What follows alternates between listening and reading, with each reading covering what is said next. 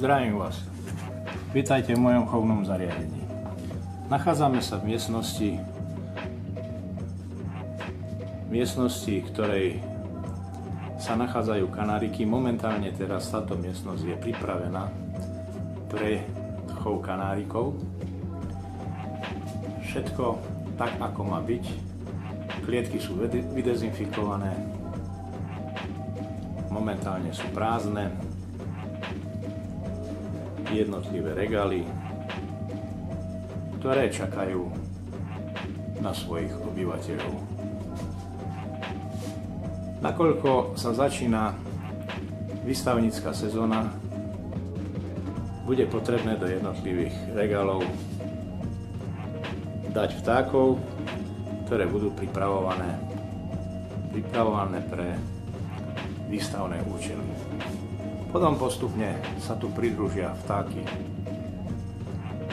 ktoré budú počítané pre chov. Prípadne i vtáky, s ktorými sa počíta ako s predajom.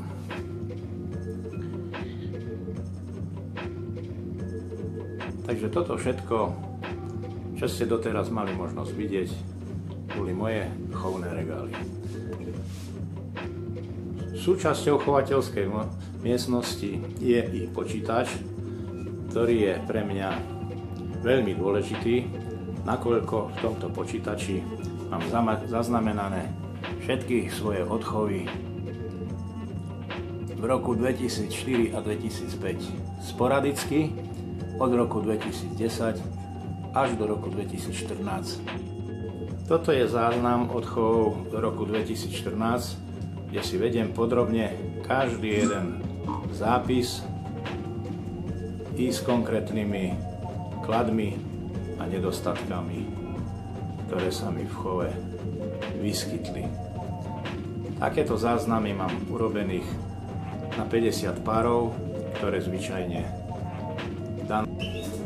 Toto je už pripravená prihláška na exotu do Olomouca.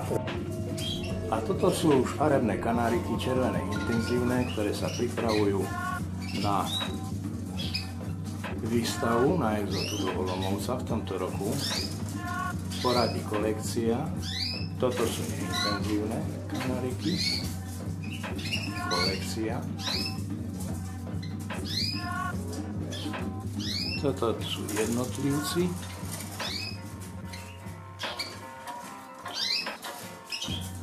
Intenzívnych kanárikov, jeden a druhý. Toto sú jednotlivci červených neintenzívnych kanárikov, jeden a druhý.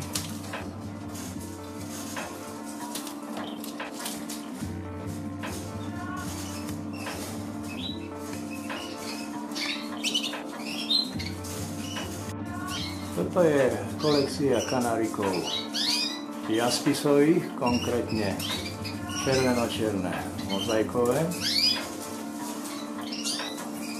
na ktorých chov sa špecializujem prevažnou väčšinou. Toto je jednotlivec bieločerný jaspisový kanárik. Nasledujú ďalej vtáky klasické melaninové, taktiež pripravované na výstavu.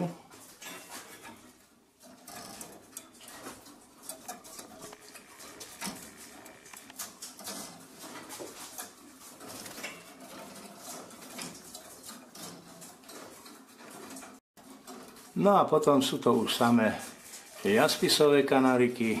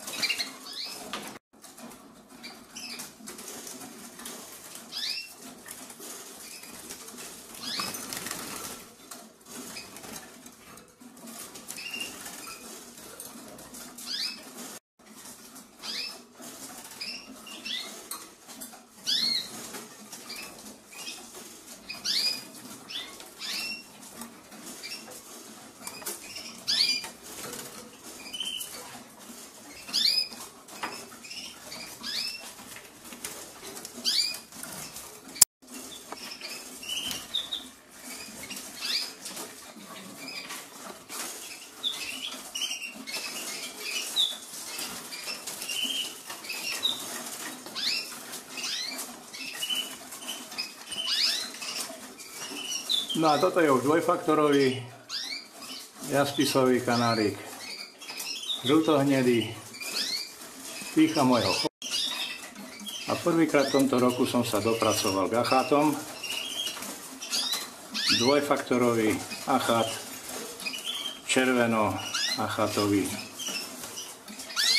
ktorých som toho roku odchoval 2 kusy, z toho jeden bude na Exote v Olomouci, na ktorého. Takže toto sú všetko pripravované kanáriky na výstavu Exota Olomouc, ktorá začína 10.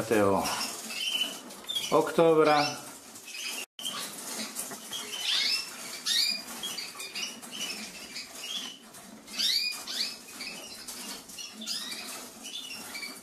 No a 2 týždne pred uskutočňovaním výstavy takto pripravujem vtákov, aby si zvykli na menšie rozmery. V priebehu celého roka sú chované